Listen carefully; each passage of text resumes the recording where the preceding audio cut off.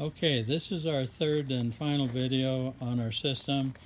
This will cover the soil mix as well as the fertilizer that we use.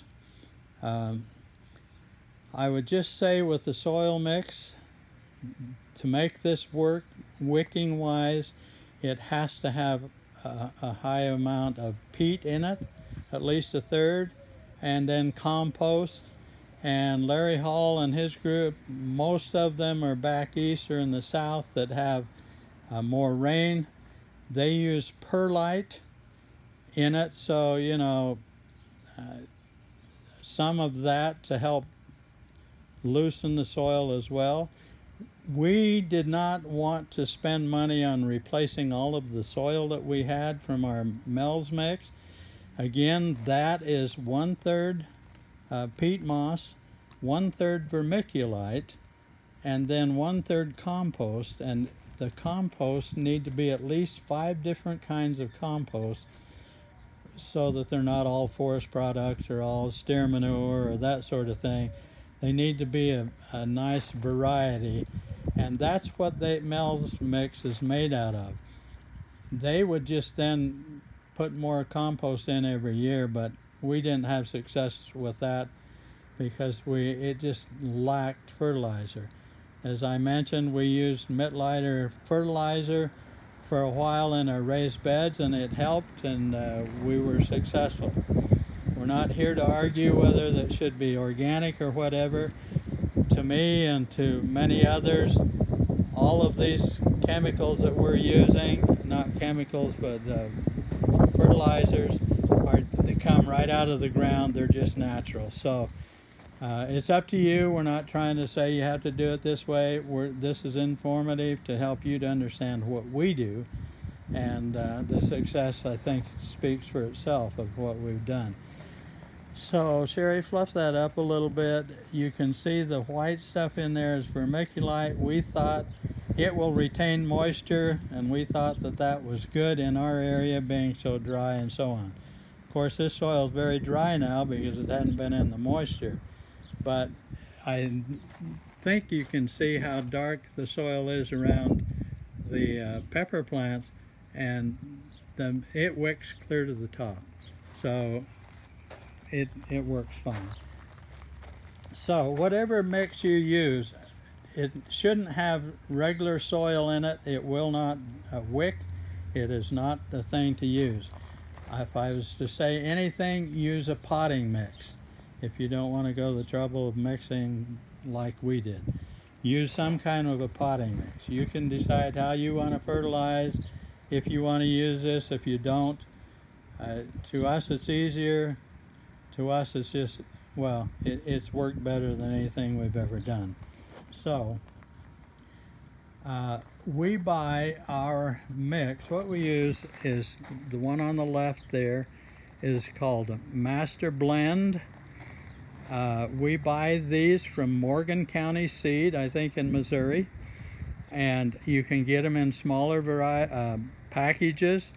Because of the size of ours, I'd use these in other things. We use this starter when we start our tomato plants, and any of our plants. We bottom water in a tray, a 10-20 tray, with not standing in water, but till it soaks up, and then that's enough.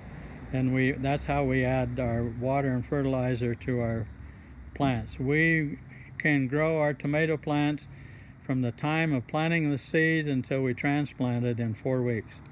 So they grow beautifully, and they're strong and so on. But anyway, we use Master Blend, which is, you'll be able to see when you look on there what there are the 3 components in that. It also has trace elements, which I think is important. So it basically has about the same thing as Mittleiter's trace elements that they added, and I love it because it has more than just the 3 main components. It has different things in it. Then not much nitrogen. And then the other part is calcium nitrate. Many of you may have had trouble with blossom end rot. Calcium nitrate It has to do with even watering and availability of the calcium and so on.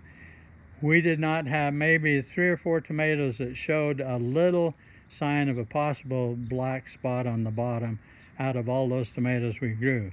So we like it for that. And the other part is Epsom salts. I wouldn't buy it any place but like Walmart. We get this 8-pound bag for like $5 to $6.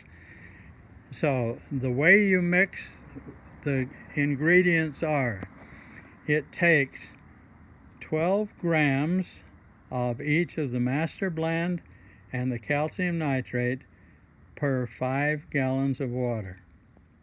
And it takes half that amount, which would be 6 grams of Epsom salt. But it's important how you mix them. You start out mixing the master blend, and we mix it in just a bucket. Even when we're mixing for that 200 gallons over there, we mix the concentrate, close the valve on the bottom of the tote, pour it in, and then fill it up and stir it around with a stick to mix it up. But in this concentrate, first put in the master blend and stir it around and stir it until it dissolves. It goes fairly clear. Then you would add the Epsom salt, which again is only 6 grams, not ounces, 6 grams, and per 5 gallons of water that you're going to use. You put it in and stir it around, and it'll dissolve very rapidly. Then you put in last the calcium nitrate, which is 12 grams for the 5 gallons of water, and stir it up, and it'll take a little longer because it's pelletized, but it will dissolve, and then it turns it kind of a light mossy green. And once all of them are dissolved, then you can use that concentrate in whatever container you choose to use.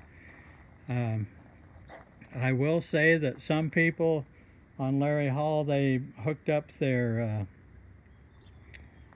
line directly to the valve in each one, and the water line came out of the house, and it only used it as they needed. You can't add the fertilizer that way, but if I would just say use anything that you can see and adapt it to your own use and needs. It doesn't have to be big like this. It can be small. You can cut the pipe in half, have it 5 feet. But I'll tell you, you can grow a lot of food just on a couple of those pipes full of these containers. So that's the fertilizer. What is recommended to use, how long to use that fertilizer, we put it in for the first 2 to 3 weeks when we planted our winter garden, and then we watered with straight water after that all winter and spring, and it grew just great. Tomatoes and peppers, onions are heavier feeders, and the recommendation from the manufacturer, the Morgan County Seeds, is that you put the fertilizer in. I like to give them a boost when they start. Then when they start to flower, we started using the mix, and we used it all the way up till clear to the last flowers, so to speak. So we used it that whole time. I'm thinking I might try using it maybe every other time. This was our first year, remember, we're just learning. So you try it, adapt it, use what you can, try. That's the thing. Don't be afraid to make a mistake. Don't be afraid to try something, but try it in a smaller scale till you find success, like we did with the 3 over there, and then we decided to go hog wild with the rest of it. I will say that just to mention, the tubs are not UV inhibited, so we don't know how long they're going to last. Even the containers have a short life. Even if you grow in grow bags, they have 3 or 4 year life. It just depends. So we may have to replace them, I don't know. For right now, in this heat and all, we don't see any problem. And I might mention that our cages are 14 inches square, and when you pull them off, they'll fold flat. We got them online. I can't tell you where, it's been too long.